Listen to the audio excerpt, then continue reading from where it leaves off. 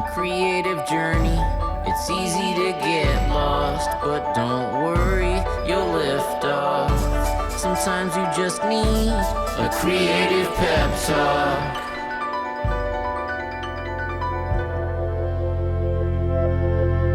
You've heard this idea that insanity is doing the same thing and expecting different results. But I would say it's equally true that getting the same results, no matter what different things you try, is just as destabilizing. But that's life, right? Just the same old crap day after day after day on a loop, right? If there's one thing that I really didn't want to be when I grew up, it was cynical. I remember seeing cynical, jaded people, cynical, jaded artists from when I was a teenager to my 20s and seeing them and just thinking, that will not be me. And I thought, because I've always been kind of a fun-loving, silly human, that it would be impossible that that's who I would become. Like, I honestly never thought that was even possible to be in the cards for me. Unfortunately, this is an instance where reality has eclipsed my imagination in a way that I never could have believed, because it's really, really hard. Listen, kids, it's hard to not become cynical and jaded, but it's still a life mission for me. And I want to share something that has helped me tap into my optimism again as a human and as an artist. Because here's the thing, when you experience the same crap over and over again, it starts to wear you down. Watching the news, seeing the world repeat what feels like rerun after rerun, you don't even have to look to the world, watching your own life and seeing yourself struggle with the same stupid patterns over and over again on repeat is enough to break you down. An episode of burnout after another episode of burnout after another episode of burnout after another episode of burnout, and procrastination and not following through and being late on something, like whatever it is, letting your inbox pile up, whatever it is. We get into these cycles and these vicious patterns that become so difficult to break. And when you're stuck in that, whether it's the world's crap or your own crap, it is difficult not to feel like you're cursed. Like this is your lot in life, to be doomed to repeat the same things over and over again. And when you really start to internalize that mythical level of doom and curse, you can get cynical really, really easily. But like I said, I found some comfort, and it came through TV. You just numb out in front of that bad baby long enough and you forget that you're even alive. No, that's not what it is. It's not disassociation as a rule, as a tool, but actually the opposite of that. But it did come through TV.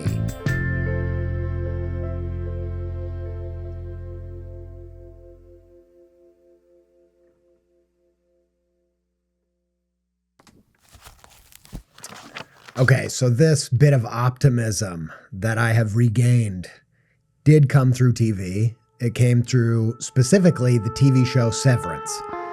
Do you know Severance?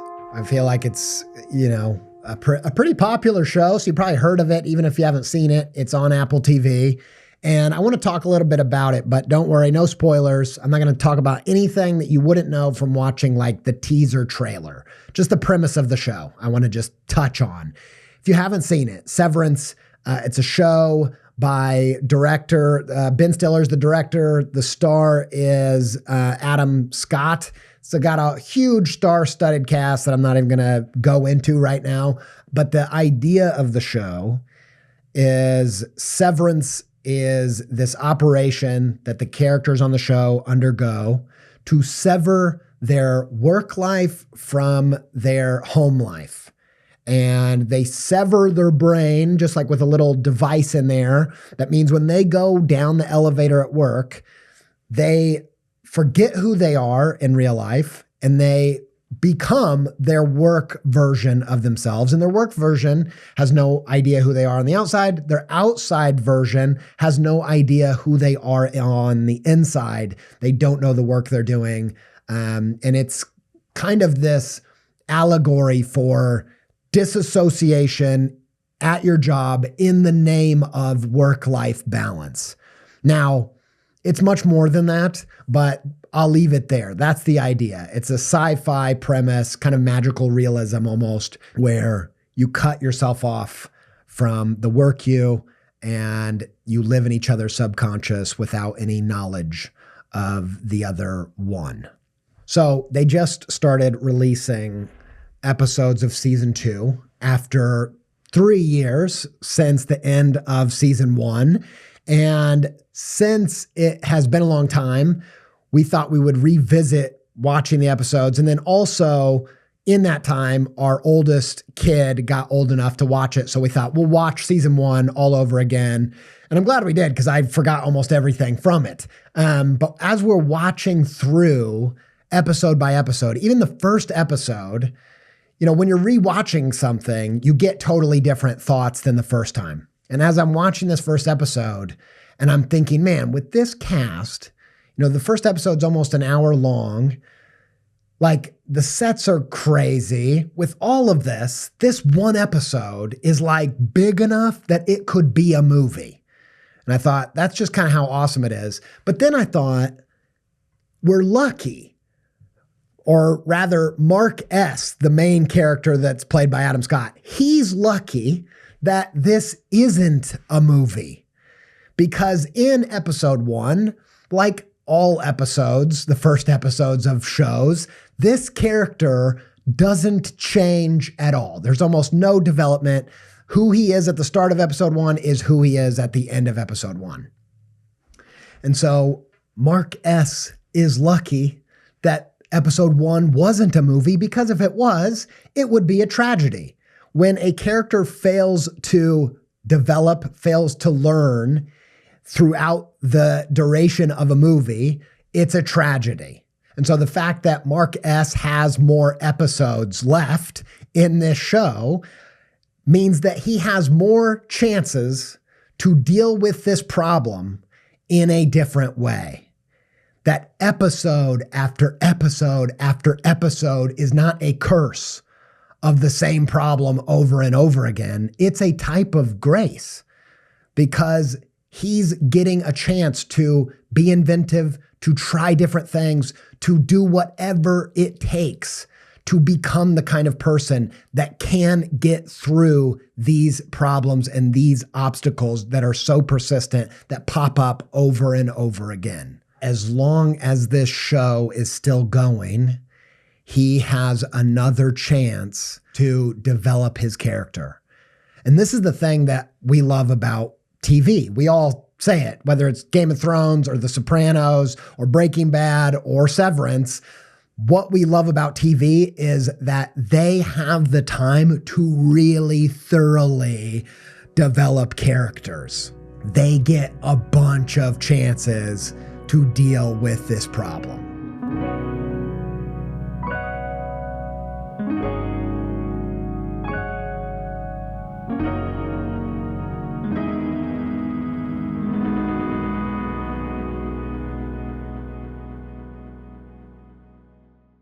Now, if you've ever been in one of these really bad shit shows of a vicious cycle where you're like, oh my gosh, I'm procrastinated again, I've overcommitted again, I've burnt out again, and you're like, how do I not learn? How did I get into this scenario again? If you've ever been there and someone says to you, hey, come on, this kind of stuff develops character.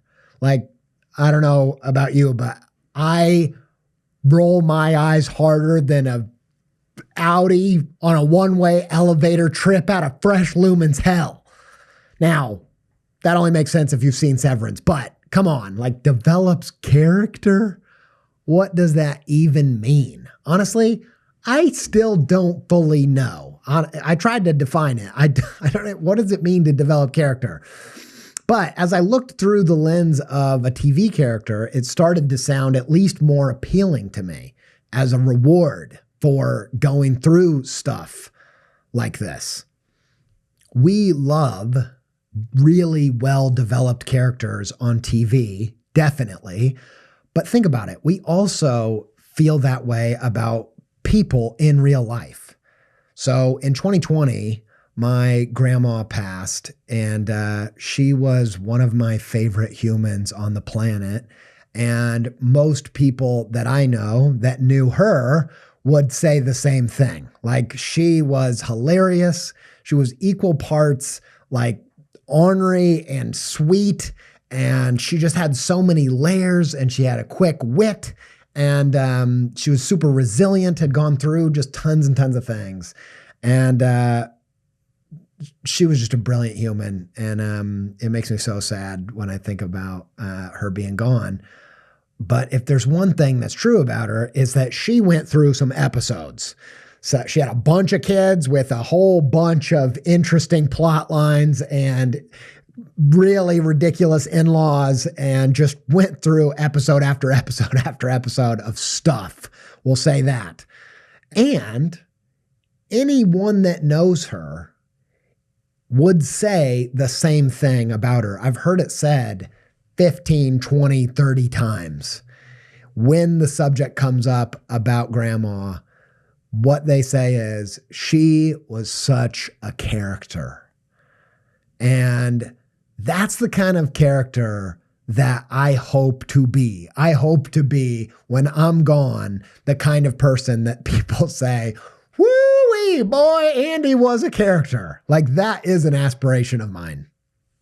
Now, through this lens, my perspective of having to figure out how to learn what I need to learn to move through episode after episode after episode of my own crap has started to evolve. Now, I'm still early in this season of life, so I don't think I've fully got it. I don't know if I could call it a grace or a blessing to go through these repeat patterns, but it is starting to feel like a little bit less of a curse.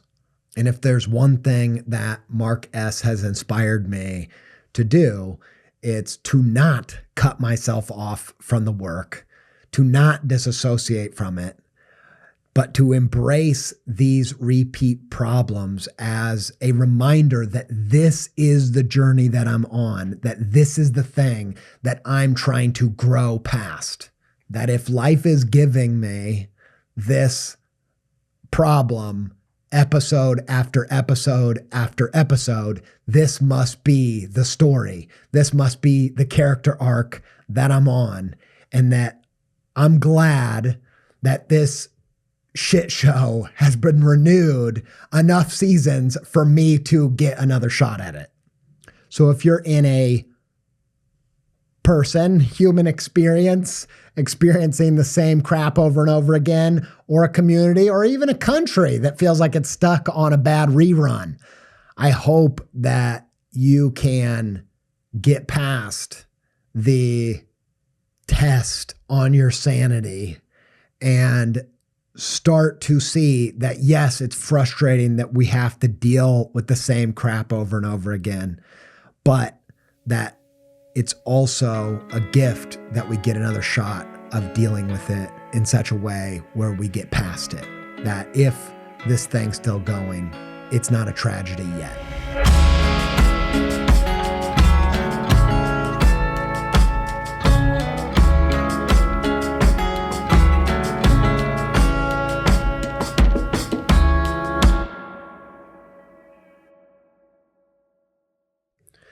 All right, it's time for the creative call to adventure. If you don't know, we like to end each episode with a call to adventure where you take these ideas and you do something with them instead of just feel like hopefully you feel jazzed or encouraged or something in your creativity. But that's not enough for this guy. I want to encourage you to do something with it. And so today's CTA, the call to adventure, is Gatorade Run. And I'm going to explain what that means. Okay. So Adam Scott, the star of Severance, is doing the press run to promote the show. And I've seen him tell a story a couple times about how at the start of season 2 of Severance, you're going to see this character, Mark S., running. And I'm not going to say more than that, but it's in contrast to what his character does in episode 1 of the first season, which is walking through the building versus running through the building. And that's meant to show you a bit of the character arc of how this character has changed within one season. And he tells a story and says that in real life, this scene where he runs actually took like weeks to create because it's pretty complicated of a scene to film. And that when he would see an assistant show up with a Gatorade, he knew he was about to be sprinting on camera and it was going to be taking a lot out of him. And so this Gatorade ended up being the sign of what he was about to do. And so I wanted to encourage you to create a sign, a signal, something that will remind you to break character, to change how you approach these different scenarios. What is your Gatorade bottle that says, I'm not going to walk, I'm going to run? To do this, the first thing you got to do is not disassociate, but reassociate, recognize what this pattern is. What are these circumstances that you don't want to repeat? It's easy once you're through them to try to just disassociate or repress them and not think about it again because it was not a good experience. But if you are in episode after episode of overcommitting or burnout or procrastinating, or you keep getting yourself into a place that you don't want to be, instead of just pushing it out of mind, out of sight, out of mind, how are we going to get it in your sight like this Gatorade bottle? It's going to start with looking at what this pattern is and seeing what your part is playing in this. I've recently heard this quote from Jerry Kalana. Tim Ferriss was talking about this in his conversation with Liz Gilbert. And this question that this business coach, Jerry Kalana, says is, how are we complicit in creating the conditions we say we don't want? Dang it. That's a harsh one. That'll cut you. And sometimes it's stuff that we can't avoid. There are things in our everyday that we're never going to escape. But the way that it affects us, we do have a hand in. And if we end up in the same place, in the same circumstance, in the same mindset, there's a way in which we can figure out what is it about our character that's putting us in that place. For me personally, this has come up with making kids' books. I'm in the middle of making another kids' book, and I've gotten better and better about managing my schedule so that I can make that a fun experience, because that's what I want. I wanted to be a kids' book maker because it was fun. That's why I wanted to do it. So if I'm not doing that, then I'm failing at this whole thing, even if I am living the dream of that particular aspiration. And so this time round, what it looks like to find my Gatorade bottle that tells me I want to deal with this process differently than I did last time looked like blocking out in my calendar over the next 2 months an event that says the name of this kid's book. And it doesn't mean I can't schedule anything over the next 2 months. I'd love that, but it's just not realistic. But what it does mean is that that Gatorade bottle is on my calendar every time I show up to schedule something. And I remember, do I want to play the same character, or do I want to break character? Do I want to be the character this time round that enjoys the process, that walks through this instead of having to sprint? And so my encouragement to you is to reassociate with the patterns. Take a look at what are the episodes that are reoccurring for me? And then take a look at the operating principle how you've tended to deal with that and how that has led to these things reoccurring, and give yourself some kind of visual reminder so that when this comes up again, you can handle it in a different way.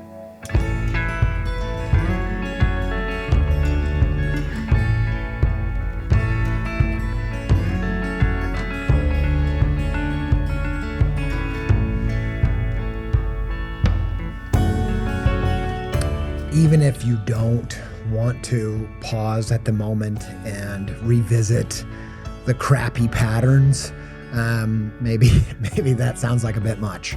I get it. But what you could do is go to andyjpizza.substack.com. If you subscribe there, the post that is associated with this episode, in that post, I'm going to put a little line drawing, black and white drawing of a dude drinking some Gatorade. And you can print that out small and just tape it up next to your desk. And that way nobody knows what the heck is going on. But between you and me, that little Gatorade dude is going to be a reminder to you that when you feel like, oh my gosh, I can't, not this again, I can't believe it, that little Gatorade guy can just be a reminder that actually that means if you're seeing this with your own human eyes, this Gatorade, if you're looking at that, you know that it's not the end of the story. You know that this show got renewed for another season, that you get another chance of getting over the cynicism, getting over the same character arcs and same decisions, and that you get to have the grace and the ability to try something different as many times as it takes, as long as these seasons are getting renewed, and that actually you can choose to do something different this time around. So if you need that extra visual reminder, go check it out, andyjpizza.substack.com. The post that's associated with this episode will have that as a little download. Massive thanks to Sophie Miller for editing and co-producing this episode. Huge thanks to Connor Jones of Pending Beautiful for audio and video edits and sound design. Thanks to Yoni Wolf and the band Y for the theme music and the soundtrack. And thanks to all of you for listening. Until we speak again, stay pepped up.